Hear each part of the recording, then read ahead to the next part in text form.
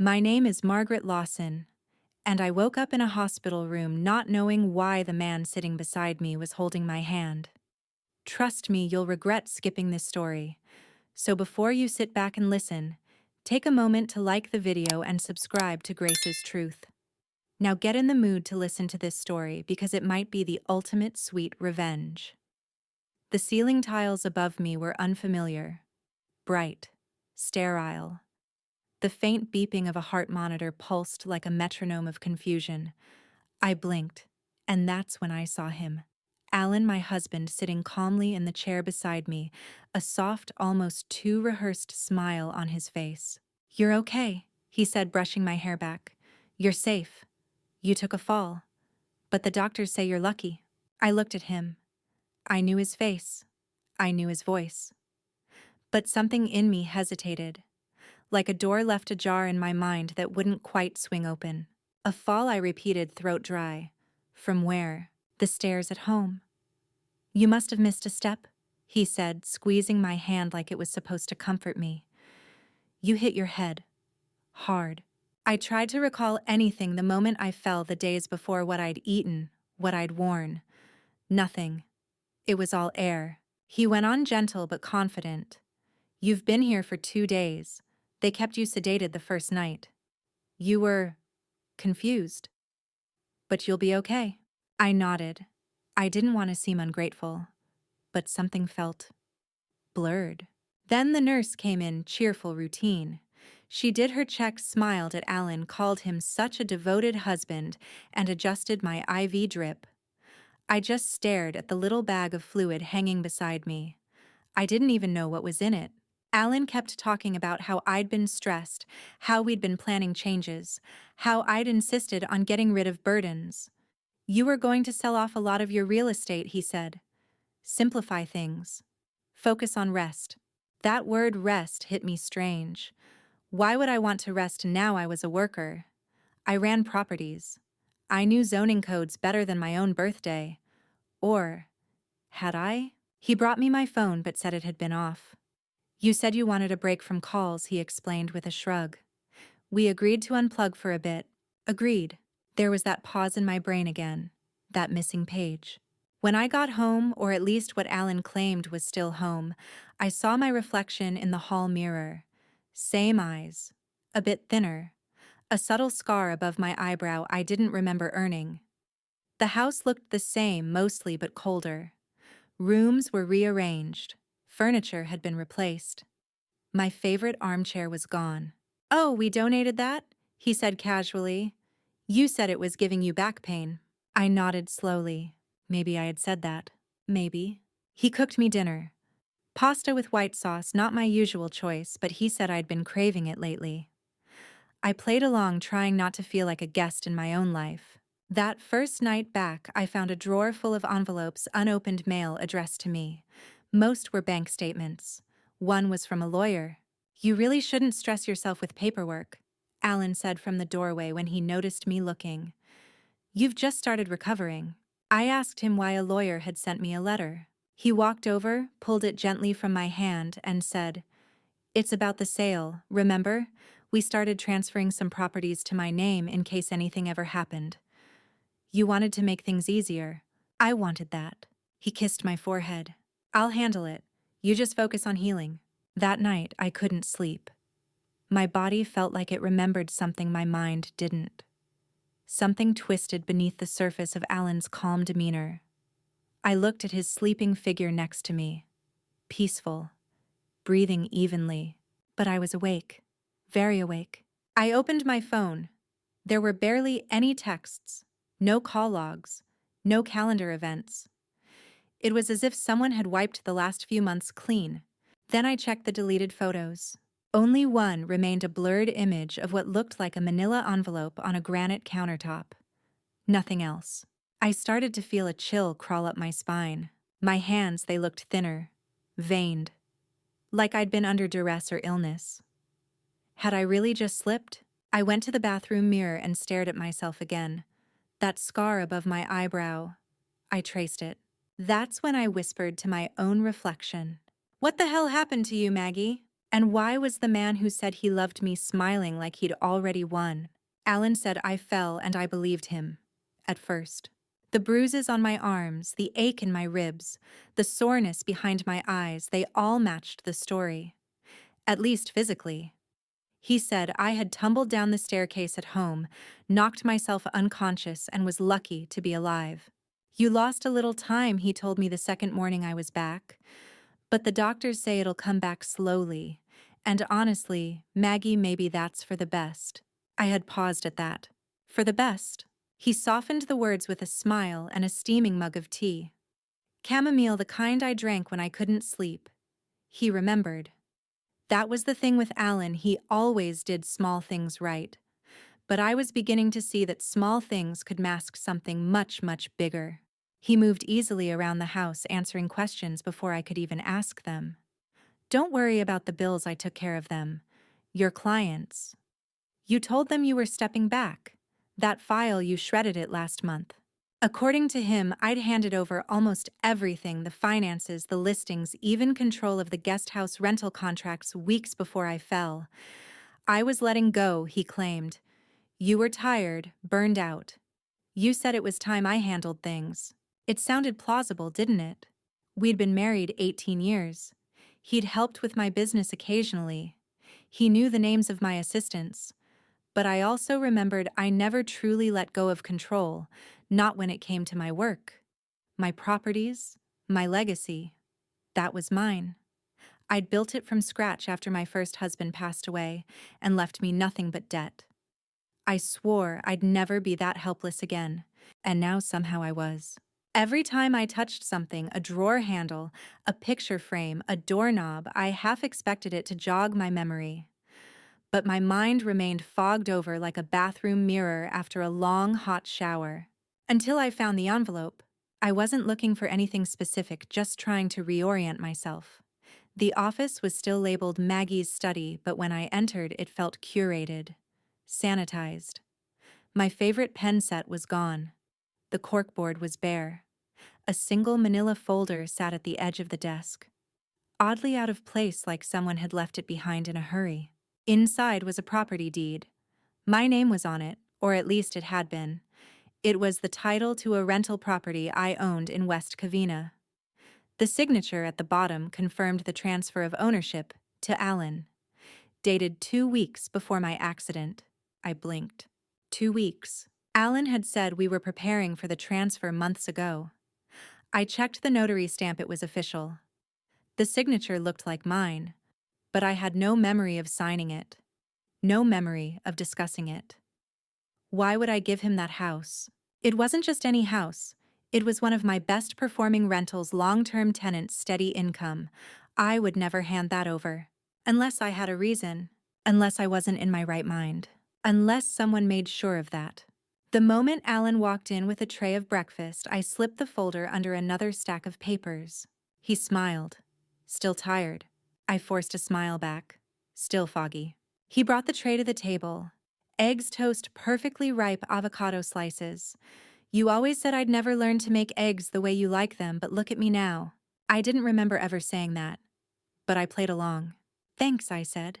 He sat across from me watching. He was always watching. You've been quieter since coming home, he noted. I'm just processing, I replied. He nodded as if that satisfied him. Take all the time you need. That's what this break was for, remember? I didn't. After breakfast, I excused myself to the shower. I needed space. The bathroom was the only place I felt safe enough to breathe. I turned on the water and sat on the edge of the tub, my hands trembling. This wasn't recovery. This was erasure. Something in my life had been stolen, and I didn't even know how much yet. After drying off, I went to the closet. That was when I noticed another detail: several of my clothes were missing. Not just moved, gone.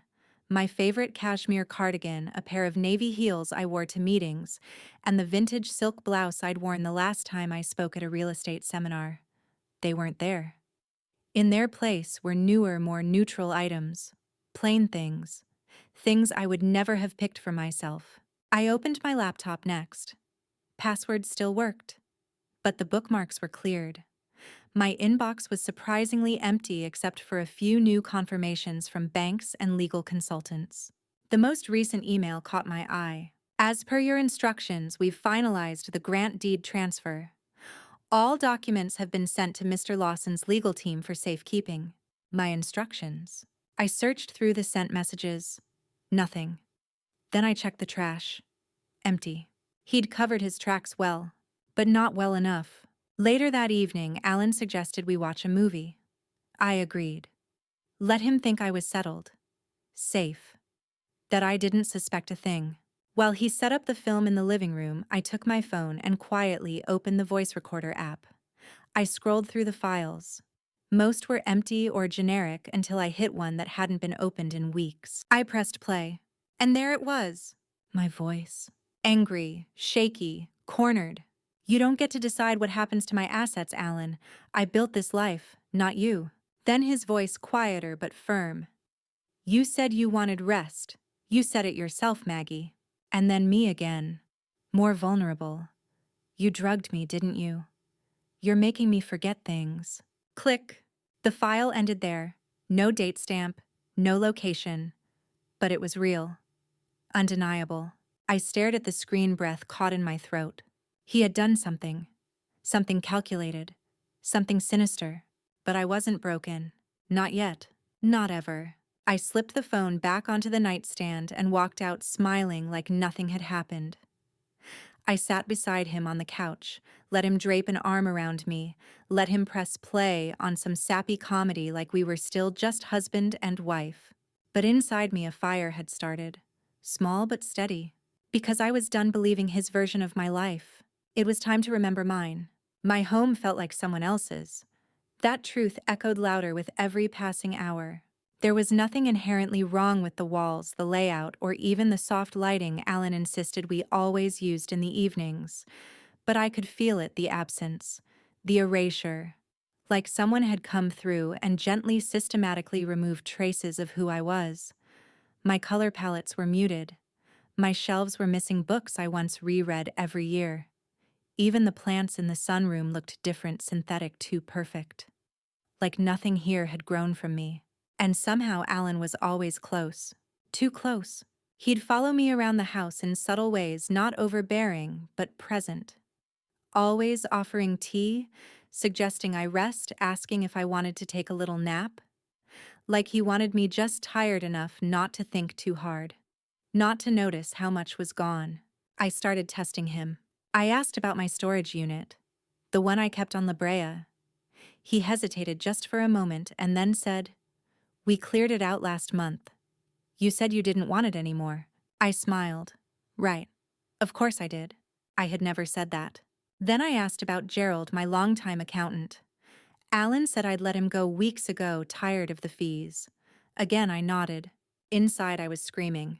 The lies were coming too easily to him, which meant they'd been rehearsed. He'd had time. Time to edit my life. Time to prune it like a garden, except I was the one getting cut out. So I started looking for the roots. When Alan left the house for a quick run to the pharmacy, I waited 5 minutes, then headed straight for the garage. My briefcases used to be stored there in the tall cabinet behind the tool chest. Most were gone. But in the far back behind a crate labeled Holiday Lights, I found an old manila envelope. Inside were photocopies, receipts from tenants' inspection reports, and a monthly earnings report for the West Covina property, dated just 3 weeks prior. It still had my handwriting at the top corner, legal hold, do not sell. My pulse jumped. Alan had said I'd wanted to let go of that one, said I'd signed it over willingly. But the date on this note was just days before my accident. It didn't make sense. Unless he'd acted fast immediately after the fall to reverse everything I had put into place. Unless he'd taken advantage of my unconsciousness. I snapped a photo of the page with my phone, then returned everything exactly as I found it. When Alan came back, I was in the kitchen humming softly, pretending to measure flour like I was about to bake something. Domestic. Soft. Predictable. "Craving your famous banana bread?" he asked, smiling like we were newlyweds again. I smiled back. Something like that. That night, I waited until he was asleep. Then I crept back into the study and checked the bottom drawer. It had always been my unofficial archive: old receipts, legal correspondences, the kind of things you don't need until suddenly you do. It was empty. Every folder, every note gone. I was being wiped out. Erased. Not just from my marriage, but from my own history. The next morning, the doorbell rang. I moved to answer it, but Alan intercepted me halfway. "I've got it," he said too quickly. I watched him from the hallway mirror as he opened the door, and there she was, my sister Gwen. Gwen hadn't aged a day since I'd last remembered her: same short bob, same fierce brown eyes. But she wasn't smiling. Alan stepped outside to talk to her. I listened from behind the front door. "Maggie doesn't need visitors right now," he said, lowering his voice. "She's my sister Alan. Don't you dare tell me what she needs. She's still recovering. Her memory is fragile. I don't want her overwhelmed." "She called me 3 weeks ago," Gwen snapped. "Said she was going to divorce you. Said you were hiding things." And then suddenly, she falls down the stairs. Silence. Alan cleared his throat. "That's not fair. She said you were trying to get her to sign over assets and she wasn't going to let you." I pressed my back against the wall. My stomach turned. Alan responded, calm as ever.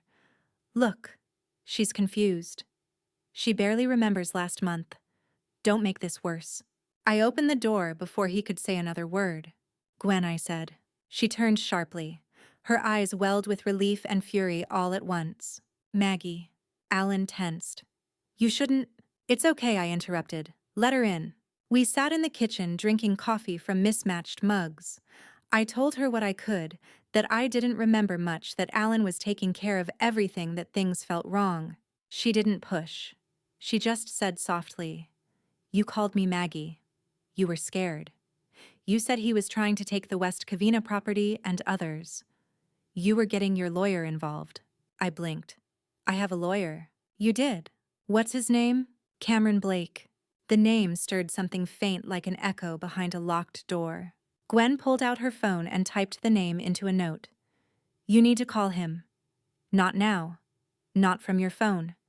I'll get you a clean one." I nodded. Then she looked around and said something that chilled me. "This house doesn't feel like you." I didn't respond. I didn't have to. She hugged me before she left, long and protective, like I was a child again. Alan watched her leave from the hallway. "She means well," he said, "but she has a tendency to stir things up." I didn't respond. He didn't know what I had just remembered, or that I'd seen the fear in his eyes when Gwen said divorce. And that fear, that was leverage.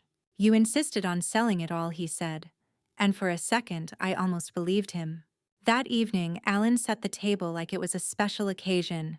Candles, wine glasses, even the linen napkins we'd only used during holidays. He cooked steak and asparagus, poured me a glass of red.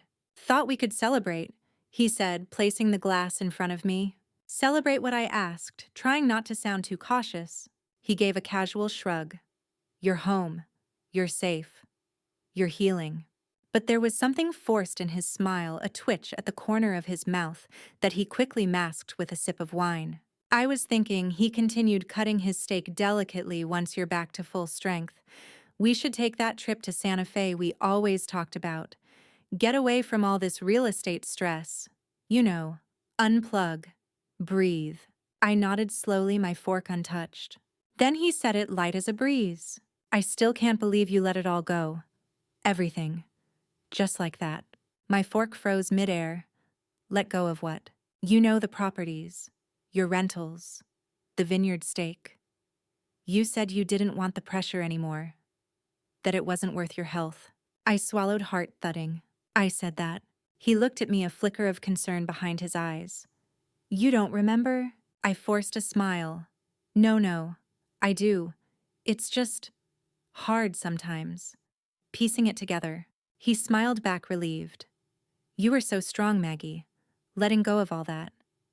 I was proud of you." Letting go. I had spent 20 years building that portfolio. Late nights with spreadsheets, tenant calls at 2 a.m., fighting zoning battles with city councils. I remembered every struggle, but not a single memory of deciding to sell. Not one. And if what Gwen said was true, that I had called her terrified, then Alan's story didn't just feel wrong, it was dangerous. I pushed my plate forward. "I'm full," I said quietly. His brow furrowed. "You barely ate." "I'm just tired." He nodded and started clearing the dishes. I watched his hands calm, confident, choreographed. Not the hands of a man unsure of anything. And that's when I made my decision. I couldn't confront him head on. Not yet. Not without proof. But I could do what I had always done best: observe, strategize, and act quietly. The next day, I told Alan I wanted to go for a drive. "Just around town," I said. "Maybe something will feel familiar." He hesitated.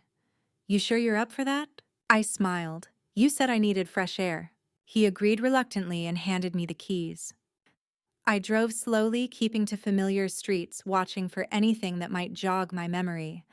I passed the bakery on Highland, the bookstore on Main, the coffee shop where I'd met clients. Then I passed a sign: West Covina Property Group. It clicked. I pulled into the lot and sat there, heart racing. I used to meet Gerald here, my accountant, every quarter. I used to check on my property managers from this exact street.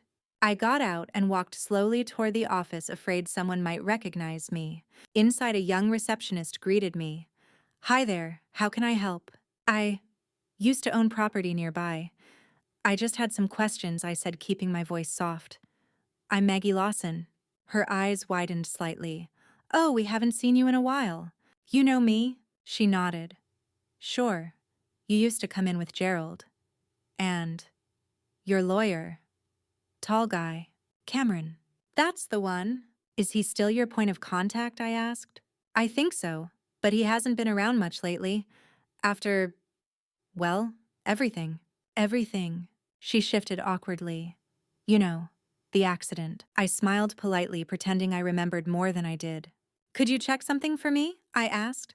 "The ownership file for 1028 Crestview Lane." She hesitated. "I'd have to ask a manager." "That's okay," I said quickly. "Thank you." I left before she could alert anyone. The last thing I needed was word getting back to Alan that I was sniffing around. But as I sat back in my car, I knew two things. People here still thought I was the owner of those properties. Whatever Alan had done, he hadn't erased my presence completely. That meant the window was still open. When I returned home, Alan was waiting on the porch. "You took a while," he said, smiling tight. "I got lost a little," I replied casually. He opened the door for me. "Next time, let me come with you." I smiled again. Next time. That night, after he fell asleep, I locked myself in the bathroom and dug through the cabinet under the sink. I found the small safe I kept there, a backup stash of documents and flash drives. The code hadn't changed. 0406, my first husband's birthday. Inside, I found an old thumb drive labeled Client Docs, Legal. I plugged it into my laptop and opened the files. There it was, a folder titled Alan Freeze. Inside, emails, PDFs, voice recordings, and a draft of a letter addressed to Cameron Blake.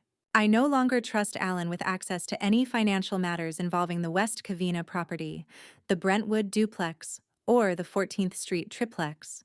Please prepare documents to restrict access until further review. I want him frozen out. Dated 4 days before my fall. I sat back in my chair, breath shallow. This was it. This was the line.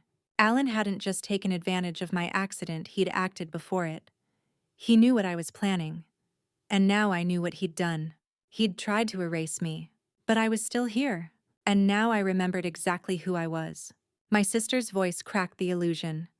And once it did, I couldn't unhear the cracks in everything else Alan said. The next morning, Gwen called me from a burner phone.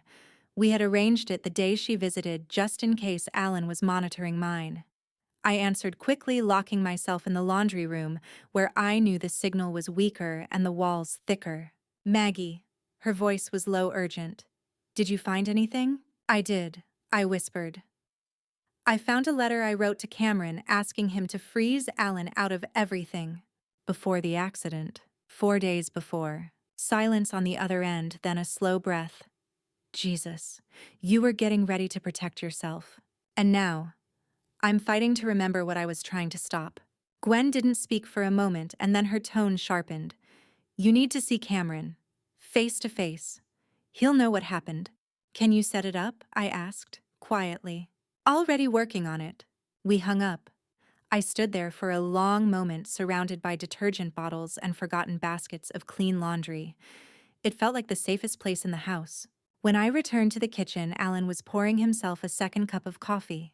You slept in, he said cheerfully. I needed it, I lied. That drive yesterday wore me out. He grinned. Told you you're pushing yourself too fast. You've been through a lot. I nodded, watching him over the rim of my own mug. The ease with which he said those words, as if he hadn't played the starring role in what I'd been through, made my skin crawl. 2 days later, Gwen texted me from the burner tomorrow. 1 p.m., Northwood Park. Cameron will be waiting. I told Alan I wanted to go for a walk just to clear my head, I said. I think I'm ready to be out on my own again. He looked hesitant. Are you sure? I won't go far, just the park. He finally nodded, though I could see the gears turning behind his eyes. He didn't trust me. Not completely. But he still believed I trusted him. That was his mistake. I parked a block from the park and walked the rest of the way. The sun was high. Children were laughing near the swings. Couples walked dogs.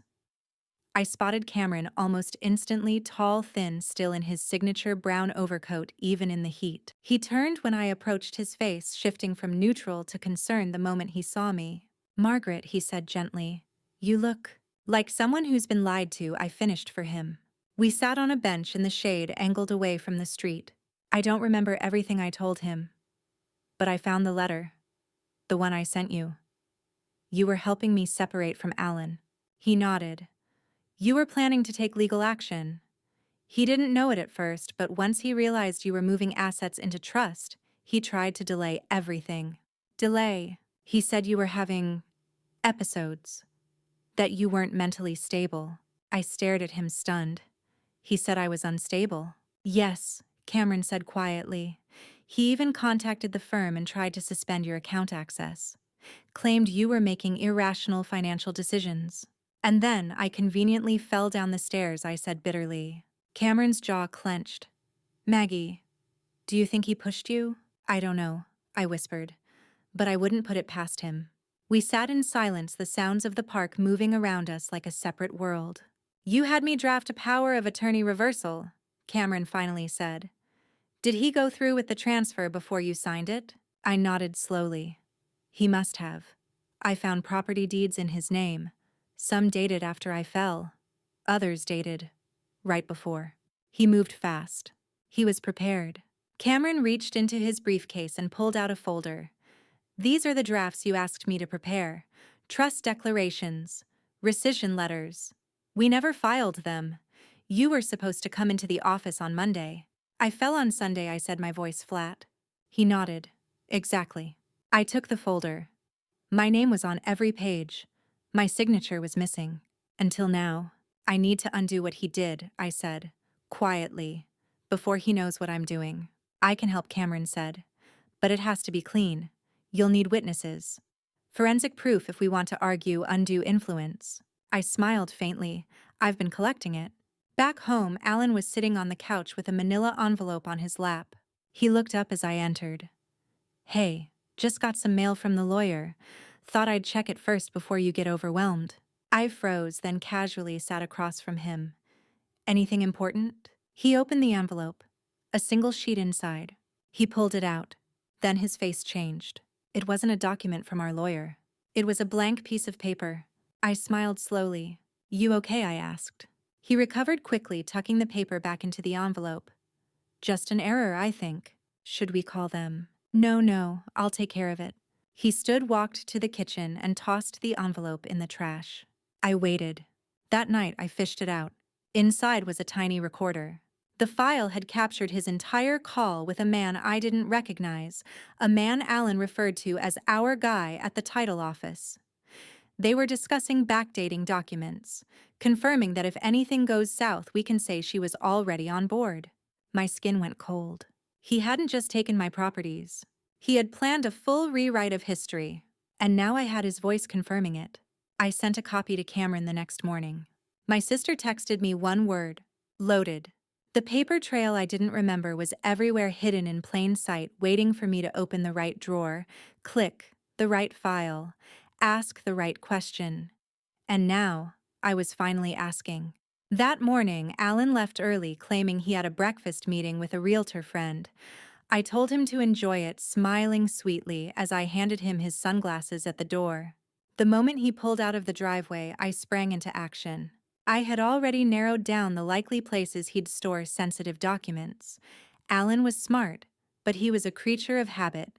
If he followed the same instincts I once knew, then his trail would be in the upstairs office, the safe in the walk-in closet, or on the shared desktop computer in the living room, which he thought I didn't know how to use. I started with the office. There was a locked drawer in the antique oak desk, the same one he'd once insisted was too valuable to actually use. I remembered the way he said it, that thin smile he gave when lying. I slid a knife between the frame and the lock and popped it open with a satisfying click. Inside was a stack of folders. One was labeled Transfers ML. I opened it slowly. Inside, deed transfers, bank authorizations, power of attorney documents, all dated in the 3-week period leading up to my fall. And each one had my signature, or what appeared to be my signature. I stared at one in particular, the deed for my Brentwood duplex. It had my name scrawled across the bottom, but the flow of the handwriting looked off, stilted, like someone had copied it. I knew my own loops, the weight I placed on the G in Margaret. This was an imitation. There was even a note paper clipped to the back. Original doc kept with title, officer, contact, file redundancy recommended. Client advised to play the long game. Client, not husband, not partner. Client. It was like reading a stranger's business transaction, except I was the one being sold off. I scanned and emailed the entire folder to myself through a secure app Gwen had set up for me, then returned the folder exactly as I found it. Next, the safe in the closet. The code was still the same the year we got married. Inside were jewelry boxes, old passports, and 2 external hard drives. I took both. I'd have Cameron's tech guy go through them. Then I turned to the shared desktop computer in the living room. Alan had created a new profile on it, one I wasn't supposed to use. I guessed the password within 2 tries. He always used the same variation, our wedding anniversary, or the name of his first car. Once inside, I found folders tucked away under MISC docs, not even password protected. There were email drafts with attached PDF files labeled Final Transfer V3 Proxy Filing, and one titled Guardianship Option L. Guardianship. The blood drained from my face. He hadn't just tried to take my assets. He'd been preparing to argue that I wasn't mentally competent to handle my affairs, that I needed him to take care of me legally, financially, even medically. He had the documents ready. He had even drafted a letter to submit to a judge outlining my erratic behavior and long-standing stress-induced memory lapses. He was building a case. One where I wasn't just weak, I was dangerous to myself. And then he'd be free to control everything. My fingers trembled as I copied the folder onto a thumb drive and deleted every trace of my access. Then I shut the computer down and returned to the kitchen just as Alan pulled into the driveway. I was pouring tea when he walked in. "Good meeting?" I asked with a smile. "Not bad," he replied, setting his keys on the counter. "You seem energized." "I finally got some good sleep," I said. "Clears the mind." He didn't reply, but I saw the way his eyes studied me, like he sensed the shift, like he knew I was no longer playing dumb. That evening, Gwen picked me up under the guise of a sister's spa night. Alan didn't even blink. We drove straight to Cameron's office. Cameron and his tech consultant Julian were already waiting. I handed over the hard drives and the thumb drive. Julian plugged them in immediately. Within minutes, he was pulling up email threads, calendar invites, and audio files Alan had thought were long deleted. Then Julian played a voicemail Alan had sent to someone named Greg, the title officer. "Just make sure she's off the records by Monday. If she remembers anything, we'll say she agreed under duress from her business debts. I've got proof she was spiraling. I kept a journal. A fake one, yeah, but it'll read convincing enough." I sat in stunned silence. A fake journal. Cameron turned to me, eyes wide. Did he ever write in a notebook around you? Claim he was tracking your moods or behaviors? I nodded slowly. Every night. Said it was for the doctors. That it would help if my memory didn't return. Cameron sighed. We're dealing with premeditated coercion, possibly fraud, maybe even attempted conservatorship through manufactured evidence. Julian turned to us. There's enough here to freeze his access now. You want me to start? I nodded. Do it. Back home, Alan seemed calm. Too calm. He was making spaghetti. I watched him from the doorway, noting the details, the hum of the vent, the careful way he stirred the sauce. For a man who didn't cook much, he had taken to it lately, almost ritualistically. Maggie, he said, glancing back at me, do you remember when we made this for your birthday 3 years ago? You cried because the noodles were overcooked. I smiled, tilting my head. You always remember the weirdest things. He chuckled. Maybe because they were real. The happy parts. He set the table and poured us both wine. We ate in silence for a while. Then I asked Alan, did I really want to give you everything? Or were you just faster than me? He looked up. For a split second I saw the crack in his mask. But then he smiled. You were tired, Maggie. You said you trusted me. That's what matters. I held his gaze. And for the first time I said nothing back. Because now I wasn't asking. I was preparing. A voice memo he forgot to delete. That was the moment I stopped doubting myself and started trusting the truth that was clawing to the surface. It was nearly midnight when I found it. Alan had gone to bed early, claiming a headache. But I knew better. He had become quieter over the last 2 days, more guarded. He no longer left his laptop out on the kitchen counter. He had started locking the study. And when I mentioned the West Covina property in passing, he didn't blink, just nodded and changed the subject. That night, I waited an hour after the house went still. I tiptoed to the bedroom where he'd left his phone on the nightstand. Alan had always been careless with security, still used the same 4-digit code he'd had since we first met in 1982. His graduation year. I unlocked the phone. Notifications flashed on the screen, a text from a contact saved as Doc L, another from someone named TH. I didn't open them. I had one goal. I went to his voice memo app. He rarely used it, or so I thought. To my surprise, there were dozens of files, all with generic names like Note 1 and Idea 3. Some were minutes long. Others were just 10-second bursts of thought. I played the most recent one, dated 3 days before my accident.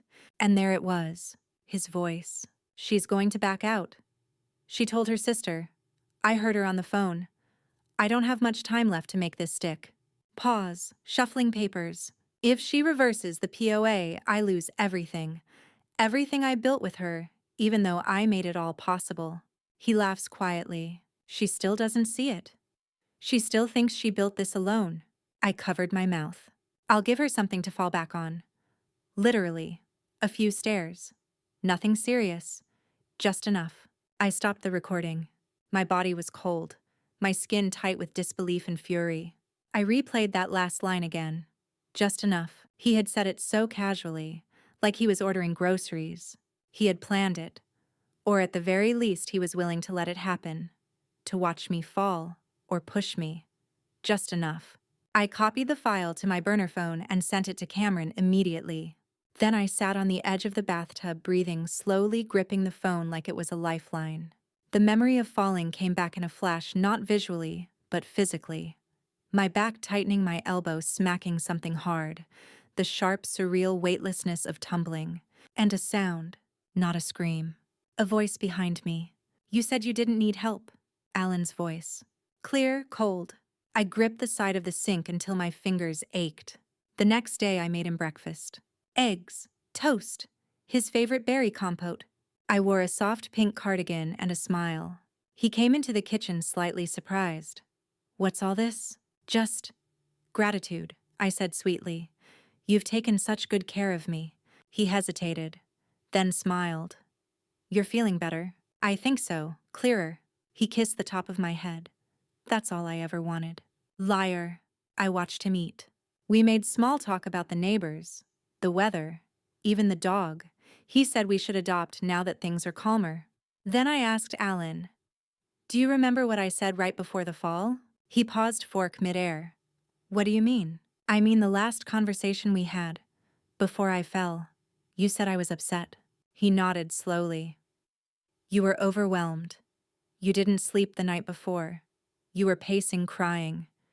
You said you felt lost." "Did I say anything specific?" He swallowed.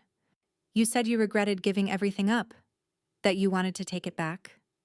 You were confused. I tried to calm you down." I leaned forward. "And did you—" His eyes met mine. There was a beat of silence. Then he said, "Of course." But I saw it now, the pause, the deflection, the subtle defensiveness. The truth sat beneath the surface of his rehearsed answers like a shark circling below still water. I sent the audio file to Gwen that afternoon. Her response was immediate. "We're done waiting. It's time." She and Cameron came over that evening under the pretense of dropping off documents for a trust fund we were supposedly restructuring. Alan played the gracious host, offered drinks, smiled through gritted teeth. Cameron kept his tone neutral but firm. "I'll need both your signatures on this," he said, sliding over a document. Alan glanced at it. "What's this for?" "Just a temporary freeze on joint assets, for clarity while Maggie's memory fully stabilizes." Alan laughed. "Is this really necessary?" Cameron smiled back, polite but unreadable. "It's standard for cases involving potential guardianship claims. We want to keep Maggie protected. And transparent." That word hit Alan like a dart. "Guardianship," he repeated, turning to me. "Is that what you think I'm doing?" I met his gaze calmly. "I think you've already tried." His nostrils flared. Cameron leaned forward. "Of course you're welcome to contest it. But we'd have to submit the voice memo into record, and the email threads, and the title officer's cooperation." Alan's mouth opened, then closed. For the first time since I woke up in that hospital bed, I saw him lose control, not outwardly, but internally. His shoulders slumped. His eyes darted. His smile faltered. I had him. He stood up slowly. "I think I need a moment." He left the room, walking into the kitchen like a man walking into the gallows. I turned to Cameron.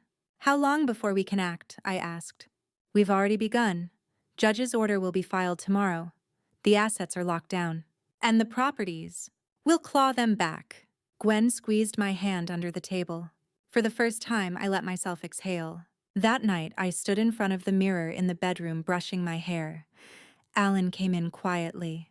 "I never meant to hurt you," he said softly. I met his reflection in the glass. "Yes, you did." He looked down. "I gave you everything," he said. "No, you took everything," I replied. "And now I'm taking it back." He looked up again. "I loved you." I turned to face him. "You loved what I had, what I built. And when you realized you couldn't control it anymore, you tried to erase me." He didn't deny it. He just left the room. I watched him go, then turned back to the mirror. And this time, I recognized the woman staring back. I pretended to forget because playing weak gave me access to the truth he was trying so hard to bury. After the confrontation with Cameron and Gwen, Alan didn't leave the house. Not physically, not emotionally.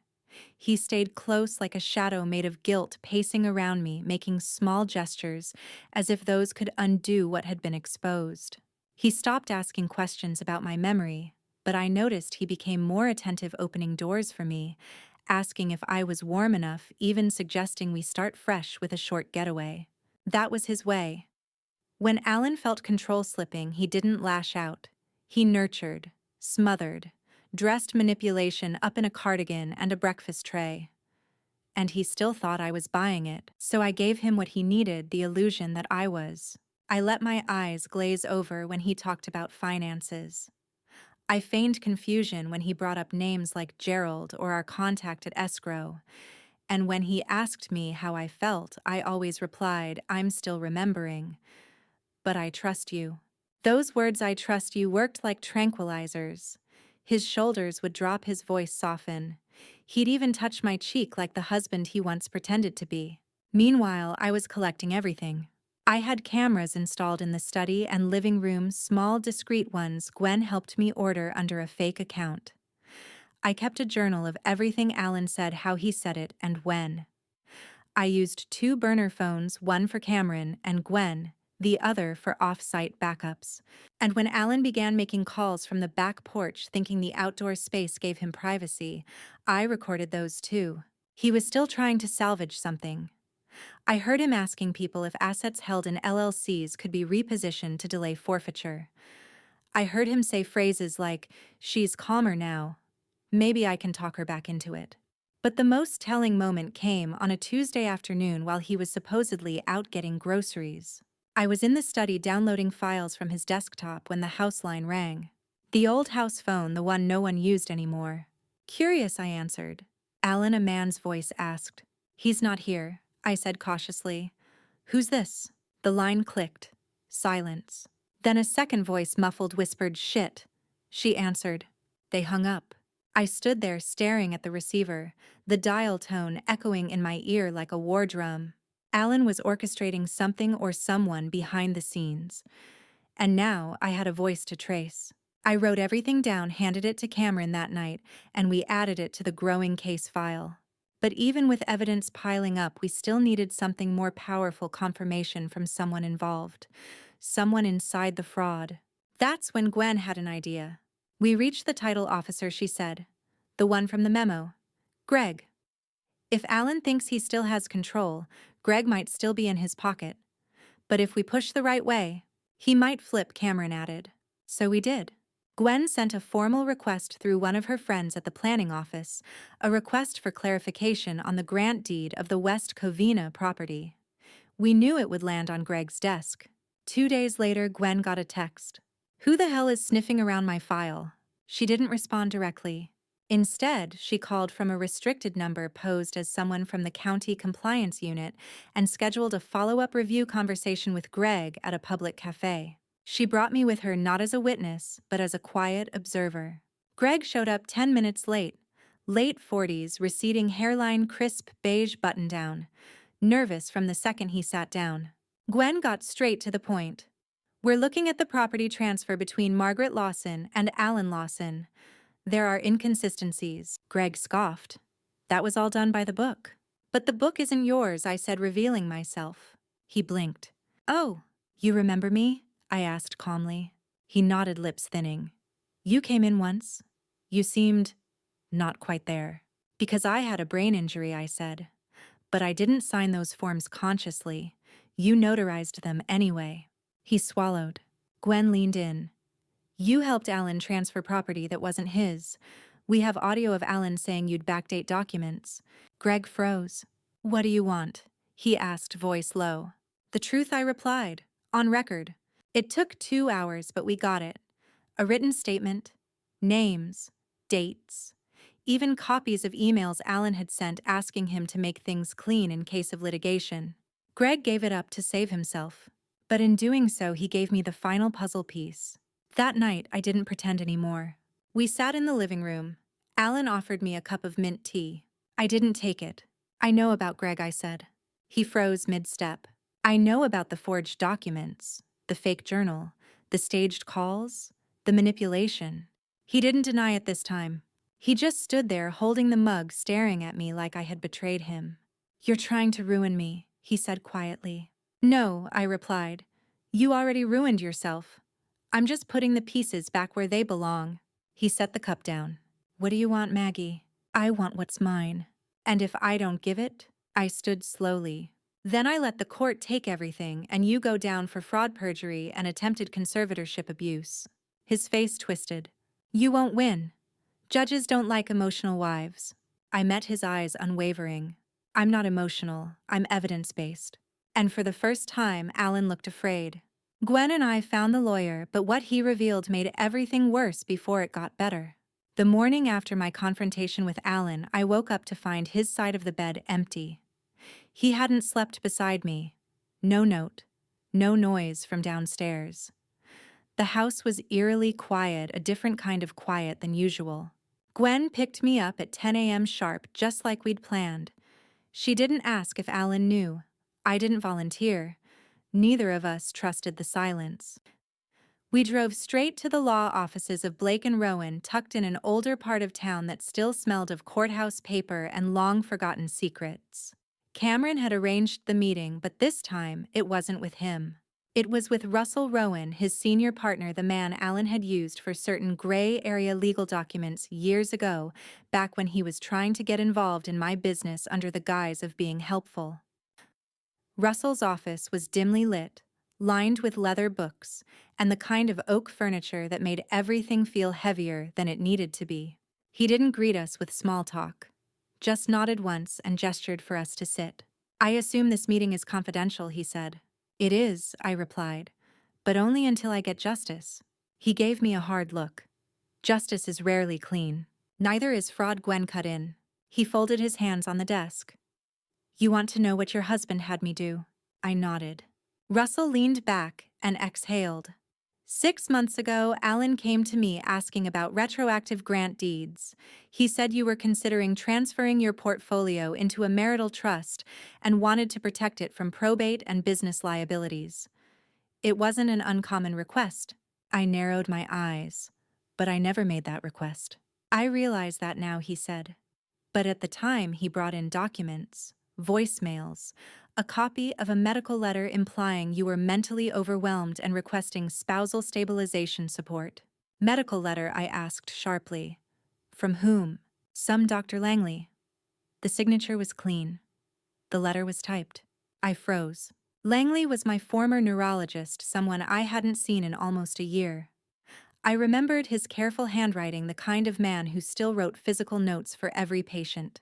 If Alan had typed a letter and forged that signature, Russell continued, "I asked Alan for your written consent.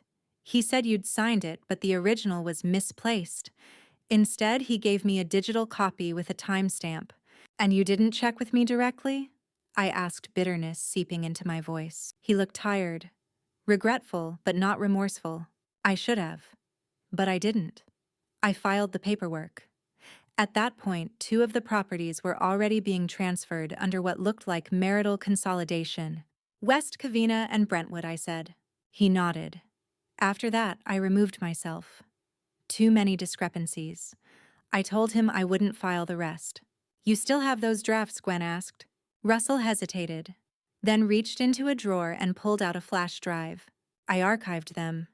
I had a feeling they'd come back to haunt someone." He slid it across the desk. I took it without another word. "Ms. Lawson," he said quietly, "I know I failed to protect you, but I can be a witness if this goes to court." "Oh, it's going to court," I said. "But not just for the documents." He raised an eyebrow. "What else?" I smiled a smile I hadn't worn in months, a smile filled with clarity and fire. "For attempted conservatorship abuse, for planning my fall, for everything he tried to rewrite." Back in Gwen's car, I clutched the flash drive like it was a piece of my spine. Something essential. Something that had been taken from me and now returned. "Langley," I murmured. "What?" "That doctor, I need to see him. If Alan forged that letter, Langley can confirm it." Gwen nodded. "We'll go today." We did. Dr. Langley's clinic was quiet, professional. He remembered me, immediately smiled kindly, said, "I looked better." "I need to ask you something," I said. "Did you ever write a letter stating I was mentally unfit? Or suggested my husband take over financial decisions?" He looked surprised. "Absolutely not." I pulled out my phone and opened a copy of the PDF Russell had emailed to me from the flash drive. "Is this your letterhead?" I asked. He frowned. "Yes." "And is that your signature?" He leaned closer, then his jaw clenched. "That is not my signature. That's been pasted in." "You're sure?" "I sign all of my medical releases by hand, and I never typed something like this." In fact, he stood and walked to a file cabinet. "I have your last check-in notes." He returned with a paper file. "You were clear, fully competent, no cognitive issues. You were under stress, yes, but you were stable." I wrote that in my notes. I scanned the page and felt my chest tighten. This fake letter had formed the foundation of Alan's entire lie to Russell, to the courts, to anyone who might have questioned the transfer of power. Langley offered to write a notarized statement on the spot. And with that, we had another piece of the chain. When we returned home, Alan was waiting in the living room. He stood when I entered. "Where were you?" I held his gaze. "With my lawyer." He blinked. "You said you were going shopping." I changed my mind. He clenched his jaw. Why are you doing this? Because you did it first. I walked past him slow and steady, like someone who had remembered exactly who she was, like someone building her own return brick by brick. He forged the memory, not the signature, and once I understood that everything fell into place. Not because it made things easier, but because it gave me a weapon. Alan had left again. He claimed he was needing space to think, which was ironic coming from the man who had spent months controlling mine. It had been 3 days since the meeting with Russell Rowan and 2 since Dr. Langley had confirmed the forgery of the medical letter. Gwen and I had been working non-stop with Cameron's team, organizing all the documents, audio files, and statements. We were preparing to file the first injunction to reclaim my properties and legally freeze Alan's access to anything in my name. But I wasn't resting, because one question haunted me now more than ever. Did I actually sign those deeds? It wasn't enough to say I wouldn't have. I needed to be sure, because if I did, even under pressure, even drugged, it changed everything. The law could protect me from fraud, but poor decision-making voluntary signatures, that was harder. So I called Julian, Cameron's tech consultant, and asked him to meet me at the house. He arrived that evening with his usual quiet professionalism and a small briefcase full of tools. You said you wanted to find anything Alan might have deleted? He asked. More than that, I said. I want to know if there's any record of my consent, if I sent an email, if I recorded anything. Even if it proves I agreed. Julian gave me a long look, then nodded. Let's start with your devices. We began with my old laptop, then the desktop, then the backup drives I'd recovered from the closet safe. He ran a series of scans, restored several deleted files, and paused at one particular folder titled Recordings, March. There were 7 files.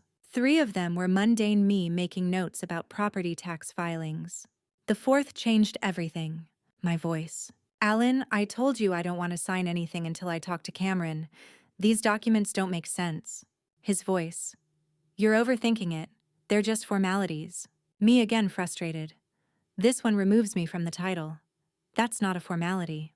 Him calmer, slower. You're tired. That's why we're doing this. For your peace. Me sharper now. You think I'm stupid? I know what this is. You want to get everything before I change my mind. Long pause. Then him just sign Maggie. It's easier this way. The audio ended there. Julian looked at me. That doesn't sound like consent. No, I whispered. It doesn't. He found the file's timestamp exactly 36 hours before the accident. That was the missing link. I may have signed something under pressure while disoriented, but I was not in sound mind, and I knew it. That meant any signature after that point could be challenged, not just morally, legally. Julian recovered more, including a deleted text Alan had sent to someone labeled NL. It read, "She's resisting. Slipped up yesterday. If she doesn't go along with the plan soon, I'll have to push the timeline." The word push lingered in my brain like a bitter aftertaste. That night, I sat alone in the living room, lights dimmed. I stared at the fireplace mantel where Alan had once placed a framed photo of us from our honeymoon in Italy. I had removed it weeks ago, replaced it with a neutral painting of a birch forest. Funny how healing looks like white silence. My memory was returning. Not all at once, but enough. I remembered the night I fell. I remembered the wine. I remembered the way Alan's voice sounded, that syrupy kindness he used when I started asking too many questions. I remembered standing at the top of the stairs, dizzy, the floor shifting beneath me. And I remembered the hand on my shoulder, not pushing hard. Just enough. Enough to make me lose my balance. Enough to let gravity finish the betrayal. I closed my eyes and whispered to myself. He didn't forge my name. He forged my doubt. And I had let him. Until now. The next morning, Cameron and Gwen joined me at the county records office to file our case. We brought notarized affidavits from Dr. Langley, Russell Rowan, and Greg, the title officer. We filed under 3 charges: fraudulent conveyance of property using forged medical justification, coercive manipulation of an impaired individual for financial gain, attempted conservatorship through falsified evidence. Cameron leaned in as we submitted the documentation. This is going to get ugly. I'm counting on it, I said. That afternoon, I received an email from Alan. Subject line: "You really want to do this?" There was no body, just an attachment. A scanned letter. It was another note supposedly written by me dated 2 days before the fall, stating I was willingly and freely transferring ownership of the Brentwood and West Covina properties to Alan Lawson in the interest of marital trust. It looked official, except for one thing. The signature was mine, but the flourish on the L in Lawson curved the wrong way. That detail had changed after a hand injury I'd gotten 5 years ago, something only a forensic analyst would notice. Or someone who'd never paid real attention. I forwarded the email to Cameron. His reply came quickly. "Good. Let him keep trying. It strengthens our case." Then Gwen sent me something that made me smile for the first time in days. A clip from an old voicemail Alan had accidentally left on her phone back in February. "If Maggie ever tries to leave me, she'll regret it. You can't just build a life with someone and take it back like a toy." I saved it. Not because I needed more proof, but because sometimes revenge is just the sound of your enemy incriminating himself in stereo. The night before our first court hearing, I sat in the guest room and wrote myself a letter. Not for evidence, for closure. You were not weak. You were careful. You saw love and tried to believe in it. You gave trust because you wanted to live without paranoia. That is not a flaw. That is strength. What he mistook for fragility was actually grace. What he tried to steal will be returned. What he tried to silence will rise louder. What he tried to erase will write its name in ink. And what he broke will walk into that courtroom whole. I folded the letter and slipped it into my purse. Not for the court. For me. The next morning, Alan arrived late to the courthouse. His suit was wrinkled, his jaw unshaven, his usual confidence diminished. I didn't speak to him. I didn't even look at him. Because in that moment, I was no longer the woman who had doubted her own memory. I was the woman who had remembered and then rebuilt every last truth he had tried to bury. The woman I was before came back, but she wasn't alone anymore. She brought with her every piece of truth Alan tried to scatter, every corner of strength he never believed I'd find again. The courtroom was colder than I expected. Or maybe it was just me. I sat beside Cameron dressed in a deep navy suit that I'd nearly forgotten I owned, tailored, understated, powerful. My hair was pinned back, simple pearl earrings in place. No makeup beyond what I needed to look alert. I didn't want sympathy. I wanted to be believed. Alan sat 2 tables away. He looked smaller than I remembered, not in height but in posture. Gone was the man who used to stride into charity galas like he owned the building. Now he adjusted his collar nervously, looked around too often, blinked too quickly. His lawyer whispered something and Alan gave a small, bitter nod. We didn't make eye contact. Judge Rowan entered, a woman in her early 60s with sharp glasses and an expression that could carve through steel. The bailiff called out the case. Lawson v. Lawson. Petition for civil injunction, asset reallocation, and reversal of fraudulent property transfer. There it was, my life reduced to a line of cold legal vocabulary. Cameron stood. Your Honor, he began. This is not a simple property dispute between spouses. This is a calculated campaign of manipulation, psychological pressure, and forged medical rationale, all used to steal a woman's autonomy while she recovered from a traumatic brain injury caused under suspicious circumstances. I closed my eyes, inhaled slowly. When I opened them again, Judge Rowan was watching me, not Cameron. Alan's lawyer rose next, a sharp, well-groomed man named Elliot Myers. All smirk, no soul. Your Honor, my client acted in good faith during a time of emotional and medical instability in his marriage. There is documentation, audio recordings, and written consent from Mrs. Lawson indicating her willingness to transfer her assets into a marital trust. The suggestion that this was coercion is a generous interpretation. Generous. That word stuck in my throat like glass. Judge Rowan adjusted her glasses. I will review all evidence thoroughly, but first I'd like to hear from Mrs. Lawson herself. All eyes turned to me. I stood, walked to the witness stand, raised my right hand and swore in. My voice was steady. My heart, however, beat like thunder beneath my ribs. Mrs. Lawson, the judge began. Let's begin with this. Were you at any point of sound and independent mind when you signed over these properties to your husband? No, I said, clear as glass. Why not? Because I had suffered a head injury, I replied. Because I was being drugged slowly, subtly. Because I was manipulated into believing I was broken when in truth I was only confused. I pulled out a small recorder from my purse. With your permission, I said I'd like to play a recording from 2 days before the accident. The judge nodded. I pressed play. Alan's voice filled the courtroom. She's going to back out, she told her sister. I heard her on the phone. I don't have much time left to make this stick. If she reverses the POA, I lose everything. Just enough, a few stares. The judge raised her hand and I stopped the recording. Silence followed. My breathing was the only sound I heard. Then I continued. I don't know if Alan physically pushed me, but I know this: he stood behind me at the top of those stairs and I fell, and I believe he made it happen. Not with a shove, maybe, but with a plan. I felt Alan's glare like heat on the back of my neck, but I didn't turn around. I told the court about the forged medical letter, the fake journal, the title officer who had folded under pressure and later confessed, the lawyer who filed the paperwork under the assumption I had agreed, only to learn that he'd been misled. I told them about the gaps in my memory, how Alan had filled them not with care, but with lies, how he'd erased my routines, my documents, my presence in my own life.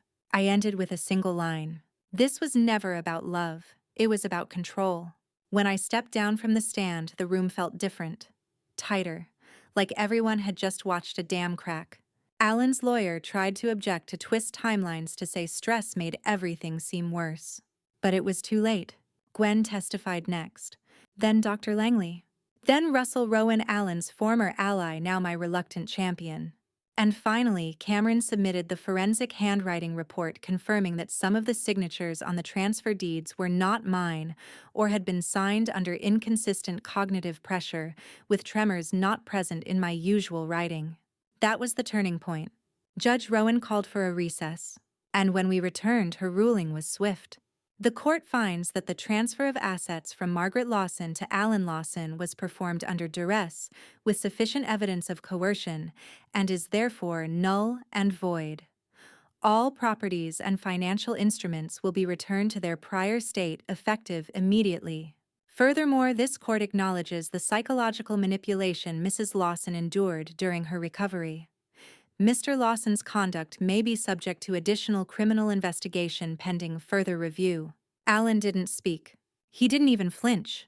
He just sagged. Like everything he'd worked so hard to steal had been scooped out of his chest. Because it had. By me. Outside the courthouse, cameras waited, but I ignored them. I walked with Gwen to the car. We didn't speak at first, just breathed. Then she took my hand. I never doubted you, she said. I did, I replied. But you came back? She said, squeezing. No, I said. I rebuilt. And I remembered who I was, not the version he needed me to be. We drove home in silence. A good silence this time. A silence filled with peace, not fear. That night, I returned to the house.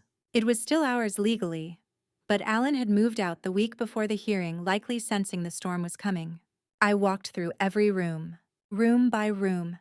My steps were slow, deliberate, like a woman retracing sacred ground. The kitchen felt brighter. The study no longer echoed. Even the stairs, those cursed stairs, felt like a conquered battlefield. At the top, I paused, looked down, then whispered, "You almost broke me here." Then I turned and walked away. Not because I was afraid, but because I had won. My plan was subtle and slow because revenge doesn't always need fire. Sometimes it just needs focus and patience, and the kind of quiet that terrifies men like Alan more than shouting ever could. After the courtroom victory, most people expected me to rest, to heal, to disappear from the world and privately lick my wounds in a restored house and a restored name. But I had learned something during those weeks of pretending to forget, of smiling through betrayal. The law can return what was stolen, but it can't give you back your peace. That I would have to earn myself. So I didn't stop. While Alan licked his wounds, I kept working. The first step was reclamation. Not just of my properties, but of their function. I visited every site West Covina Brentwood, the duplex on 14th Street, even the tiny beach shack in Ventura that Alan had dismissed as sentimental clutter. Each property was still standing, still mine, but they'd been mishandled. Rented without proper contracts, neglected in maintenance. One tenant even told me that Alan had tried to raise their rent without notifying anyone. I apologized. Personally. Then I filed the documentation to bring everything back under my name, not just legally, but operationally. I hired new managers, reinstated Gerald, my former accountant, reconnected with old clients and associates who had been silently waiting, unsure of what happened to me. To them, I said one sentence: I'm back. And that was enough. But the real work was internal. For weeks, I couldn't walk past a mirror without flinching. Not because of how I looked, but because of who I remembered being. A woman who once second-guessed herself so deeply she let a man gaslight her into thinking she was unraveling. And so I made a list. A quiet handwritten list. What Alan taught me and what I will never forget again. Trust your instincts even when they shake. If someone insists they're protecting you, ask from what? Silence isn't safety, it's strategy. Use it wisely. Memory can be rewritten, character cannot. Just because you love someone doesn't mean they won't harm you. I taped the list to the back of my closet door. Not out of spite. Out of reverence for the woman who almost disappeared and the one who pulled her back. One evening, about 3 weeks after the ruling, Gwen and I sat in the backyard watching the sun dip behind the hedge. She was sipping her favorite wine, the same brand we used to share before Alan came into my life, and started replacing things like corkscrews and glassware and entire belief systems. I've been thinking, she said, swirling her glass. We should take a trip. Somewhere far. Just for us. Anywhere but stairs, I muttered, and we both laughed. But the laughter had weight, like it came from deep underground. I was terrified for you, she said softly. When you called me that night before it all, I'd never heard your voice like that. I was terrified too, I admitted. Gwen looked at me. And now, I'm still scared, I said. But now I know what to do with the fear. I leaned back and stared at the stars as they began to appear one by one like memories returning. The next day, I received an unexpected letter from Alan. Not a legal demand. A personal letter. Handwritten. It read, Maggie. There are 2 types of pain, the kind you earn and the kind that follows you. I thought I could control you because I was afraid you'd outgrow me. And you did. I won't contest the judgment. I won't ask for a dime. But I had to say it, you were always more than I could ever be. I hope one day you can forget me, the version I became. Not for me. For you. Alan.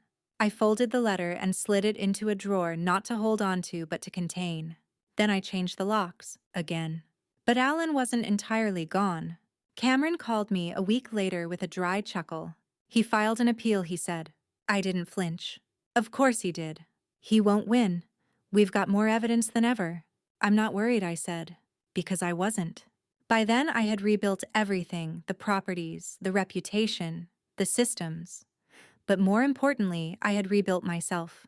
He could appeal all he wanted. He couldn't touch me anymore. Around that time, I began writing again, not just legal responses or business emails, but real writing. I opened a blank document and titled it, The Woman Who Forgot Nothing. It wasn't a memoir. Not exactly. It was a warning. A blueprint. A roadmap for anyone who'd been gaslit into silence, who'd been tricked into doubting their truth, who'd ever asked themselves, am I crazy? When in fact, they were being broken piece by piece by someone who smiled while doing it. The pages came quickly, not because it was easy, but because it was necessary. I wasn't just surviving anymore. I was creating something Alan couldn't erase. Then came the interview request. A women's legal advocacy podcast had heard whispers of my case and wanted me to speak. Gwen was hesitant. Cameron warned it could stir things up. But I said yes. Because if Alan had been willing to erase me quietly, I would reclaim myself loudly. The interview aired 2 weeks later. I didn't say his name. I didn't need to. I spoke in truths, not revenge. And within hours, I got messages from women across the country. I thought I was alone. This happened to my mother. I needed this more than you know. Thank you for remembering who you are. That last one hit the hardest, because it reminded me my revenge wasn't that I got everything back. It was that I came back stronger, and I was staying. His arrogance was my weapon, and the more he believed I was fragile, the more invisible I became. Invisible enough to get close, close enough to watch him burn everything down with his own hands. Alan had filed his appeal exactly 21 days after the original ruling the legal maximum in our district. It was a weak attempt, a thin stack of paper padded with dramatic phrasing about misunderstood intentions, domestic pressure, and the fragility of human memory. He still didn't get it. This wasn't about memory anymore. It was about clarity. And mine was razor sharp now. He had no real case. Cameron told me as much when we met in his office. Still, he advised we stay one step ahead. People like Alan don't stop because they're wrong, he said. They stop when they're out of oxygen. So I made sure he was out of breath before the next hearing ever began. I started with his allies. During our case, Alan had leaned heavily on two associates to create the illusion of legitimacy: Greg, the title officer, who folded once we pressured him, and a man named Niles Hollister, a financial advisor who had, at Alan's request, rerouted my liquid investments into joint holdings. At the time, I hadn't understood just how deep that went. But now I did. With Cameron's help, I opened a formal inquiry into Hollister's firm, requesting a full audit of any accounts opened, adjusted, or closed in my name without direct consent. We uncovered two such accounts. One of them had been emptied 5 days before I regained consciousness in the hospital. Alan had moved over $80,000 into a personal investment project that failed within weeks. It wasn't just unethical, it was illegal. And with that, we had enough to report both Hollister and Allen to the State Board of Financial Practices. Greg was already cooperating to save his license. Now Hollister was next. I didn't need to take Allen down. He'd surrounded himself with people who would do it for me not out of loyalty, but out of desperation. But the best moment came 2 weeks later. I received an invitation from Allen, hand-delivered, a letter in his handwriting asking to meet. Maggie, I know I've lost. I won't fight you in court again. But I need to explain some things not legally. Personally, I owe you that much. Dinner. Just us. No lawyers. No Gwen. No traps. I'll be at Marlowe's on Thursday night at 7. If you don't come, I'll understand. But I hope you do. Alan. I stared at the envelope for a long time. Marlowe's had been our place, the one we'd go to after closings, after speeches, after big wins. It was old school, dimly lit, and expensive enough to repel tourists. I had no intention of accepting his apology, but I wanted to look him in the eye one last time and let him see what it cost him. Not the money, me. When I arrived, he was already there. Dark jacket, no tie, a glass of scotch in his hand. He stood as I approached, as if some part of him still thought politeness could matter now. Maggie, he said, voice thick with tension. I sat down without a word. For a moment, we just stared at each other, two strangers who used to share a bed, a house, a story. Then he exhaled. You look strong, he said. I am. I didn't come here to grovel, he added. Good, I replied. Because I'm not interested in watching you try. He blinked, visibly thrown. I sipped my water. He cleared his throat. I want you to know I didn't do all of this to hurt you. I raised an eyebrow. I did it because I was scared, he continued. Scared of being left behind, of being useless. And so you thought you'd steal from me, I said, voice flat. Rewrite my legacy while I was unconscious, convince the courts I needed to be cared for like a child. He didn't respond. You don't get to claim fear as an excuse, I said. Not when I trusted you. Not when I needed you. He looked down. I don't expect you to forgive me, he said finally. I won't, I replied. Silence. Then he looked up, and for the first time in months, I saw something different in his eyes. Not panic, not calculation, just absence. Alan had been so full of ego he never saw the end coming. Even now, he still didn't fully understand the wreckage he'd caused, or that the thing he missed most wasn't my assets. It was the way I used to look at him, and that was gone forever. I stood. You invited me here to soothe your guilt, but you don't get closure. I do, and I earned it. He didn't stop me as I walked out, didn't call after me, didn't follow, because there was nothing left to say. Outside, the air felt cooler, lighter. I got into Gwen's car. She'd insisted on driving me just in case, and I barely shut the door before she asked, "Well, he still thinks he's the victim," I said. "Of course he does. But I think he finally knows. He lost." Gwen smiled. "He lost a long time ago. You're just the one who figured it out first." In the following days, I tied up the last threads of his unraveling. The state board opened formal investigations into Hollister and Gregg. Allen's accounts were frozen under judicial oversight, all assets reviewed, all activities suspended. There would be no more appeals, no more shadow deals, no more polite betrayals wrapped in silk handkerchiefs. Everything he tried to build off my back collapsed, and not because I pulled it down, but because it was never built to last. He built it out of lies, and lies don't hold up in storms. I spent a lot of time after that alone. Not lonely, just alone. Relearning what it meant to have silence that wasn't filled with tension, to walk through a house without calculating someone else's moods, to eat dinner without pretending. One night, I sat in the guest room, the same room where I used to hide files, notes, phones, and opened a bottle of wine Gwen had left for me with a note that read, "To the queen of her own kingdom again." I poured a glass, sat down at my desk, and looked over the manuscript I'd been writing in secret. The Woman Who Forgot Nothing, now over 120 pages long. Part memoir, part survival manual, part declaration. I added a new line at the top of the next chapter. Arrogance is a house with 1,000 windows. If you're quiet long enough, you'll find the one he left open. Then I hit save. And I smiled. Courtroom cold justice and calm fury, that's what it came down to in the end. Not a scream. Not a breakdown. Just the quiet sound of consequences finally arriving. I had expected the final hearing to feel ceremonial, a formality to tie off the loose threads. But it wasn't. It was sharp. It was direct. And it was final. The fraud charges Allen faced for property misappropriation, falsification of medical statements, and coercive abuse had been investigated thoroughly over the previous month. His former financial advisor, Niles Hollister, had agreed to a plea deal in exchange for cooperation. Gregg, the title officer, submitted a full affidavit, and the evidence Cameron had meticulously collected emails, recordings, deleted drafts, forged medical letters now sat neatly packaged in the prosecutor's file. Allen arrived at the courthouse alone. No lawyer. No one to speak for him this time. When he walked into the courtroom, he avoided looking at me. I wasn't surprised.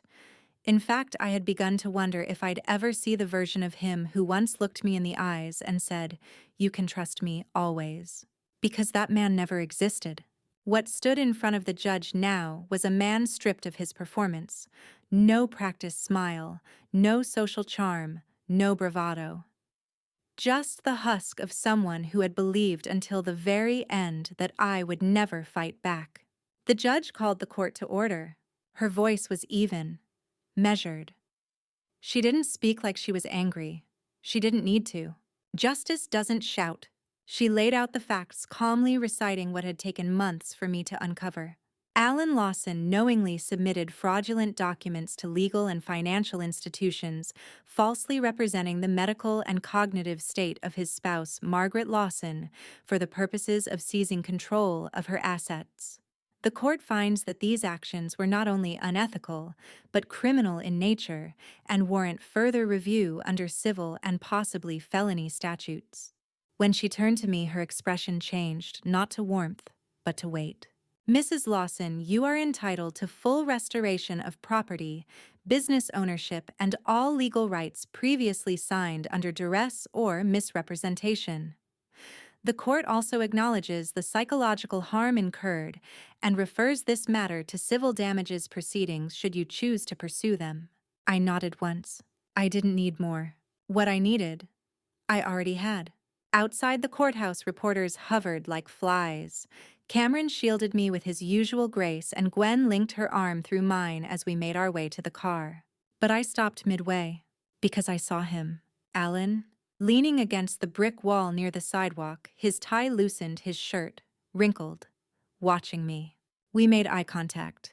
For once, I didn't feel anything. Not anger, not fear, not even pity. Just space. Vast cold space where a marriage used to be. I turned away and got into the car. We didn't speak for the first few minutes. The radio played softly some quiet piano instrumental. Then Gwen said, "Are you okay?" I nodded. "I thought I'd feel something more," I said. "But I don't." "That's good," she replied. "That means it's really over." The next day, I took down the last box in the attic labeled Alan.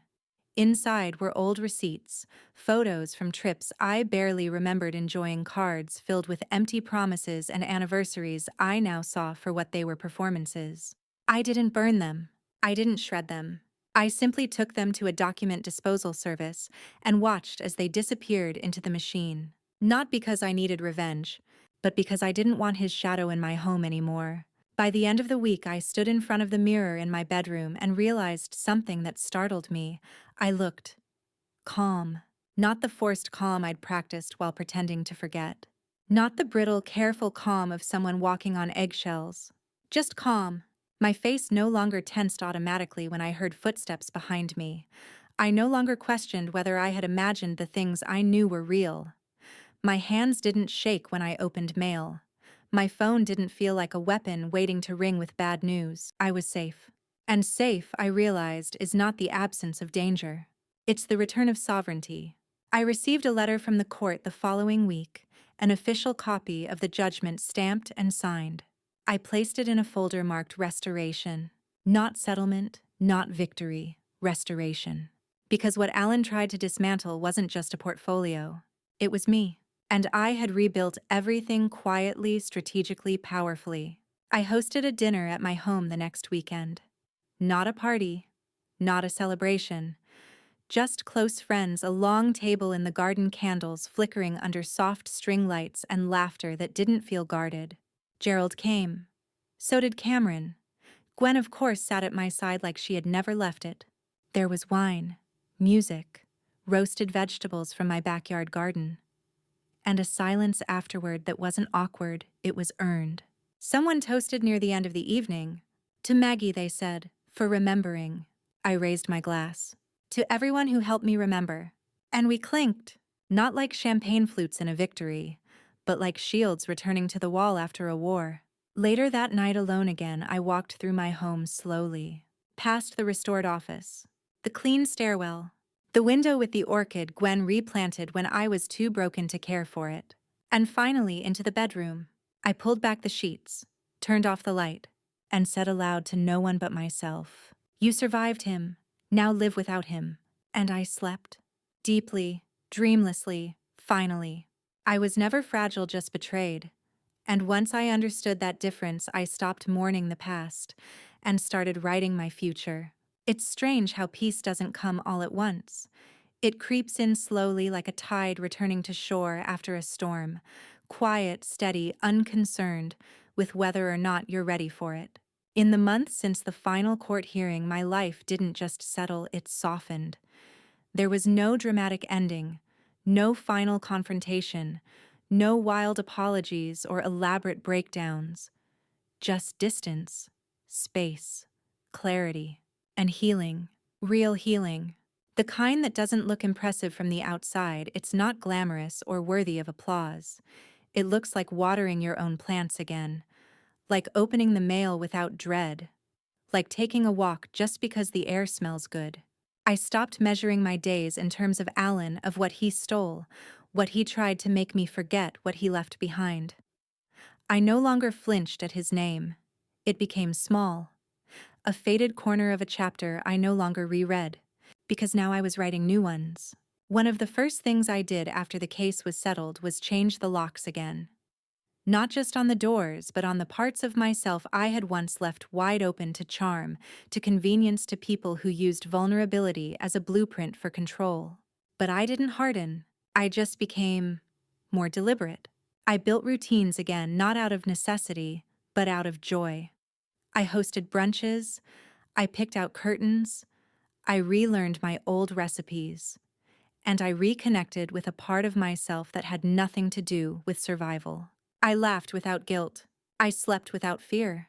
I started a writing group for women who had lived through erasure, not just romantic betrayal, but gaslighting, emotional theft, invisibility. We met every Thursday evening in my sunroom. We brought wine, we cried, we laughed, we shared, and we healed. Together. I still keep the flash drive. The one with all the files, the emails, the recordings, the paper trail Alan left behind. I don't keep it out of spite. I keep it because sometimes when you've been rewritten, you need a record of your truth. Something that says, you were not crazy, you were not confused, you were right. And that truth saved you. One day, while going through some of my old boxes, I found something Alan had never managed to destroy, a letter I had written to myself years ago after the death of my first husband. It was meant to be a promise, but it read more like a dare. Don't forget what you survived. Don't let grief shrink you. And if someone ever tries to silence you again, speak louder. I smiled as I read it, and I realized I had kept that promise, even when I didn't know I was. As the seasons changed, so did the way I moved through the world. I no longer looked over my shoulder. I no longer kept secrets in drawers. My passwords were strong, but my boundaries were stronger. And as for Alan, the last I heard, he had moved 2 cities away. Quietly. No new business ventures, no new headlines. His name faded from my property records, from my mail, from my life. He tried to control the narrative. But the beautiful thing about truth is that it always outlasts performance. One evening, Gwen and I sat on my porch with cups of herbal tea. It had rained earlier, and everything smelled new: the grass, the wood, the world. She looked at me and said, "Do you ever think about writing the full story?" "I already am," I said, nodding toward the stack of pages on my desk inside. "But I mean, publicly?" I paused, thought about the interviews I'd already done, the emails I'd received, the letters from women who said things like, "You made me feel seen. You made me feel sane." And I realized something. This wasn't just my story. It was bigger than me. It was about every woman who had ever been told you're just tired. Every woman who had been handed a pen while gaslit into silence. Every woman who had forgotten how powerful she was, until she didn't. So yes, I finished the book. The Woman Who Forgot Nothing. And when it was published quietly, modestly, it reached exactly the people who needed it. Not a bestseller, not a billboard, but a whisper passed hand to hand. And that was enough, because whispers can move mountains. Sometimes I still stand at the top of the staircase, the one I fell from. I run my hand along the railing, remember the moment everything went dark. And then I smile, because the fall didn't break me. It woke me up. Slow emotional fade out, 300 words. If you've stayed with me this long, maybe something in this story speaks to you. Maybe you've doubted your own memory. Maybe someone convinced you that you weren't reliable or whole or sane. Maybe you handed over something you didn't mean to: your time, your safety, your voice, because they said, "It's better this way." If that's you, then hear this. You are not crazy, you are not weak, and you are not alone. You are a woman who may have forgotten for a while, but that forgetting does not define you. What defines you is that you came back. I'm not asking you to get revenge.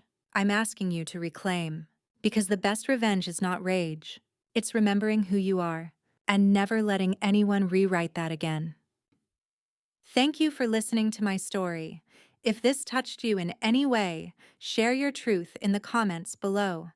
And don't forget to subscribe to Grace's Truth for more stories just like this. There's more healing to come.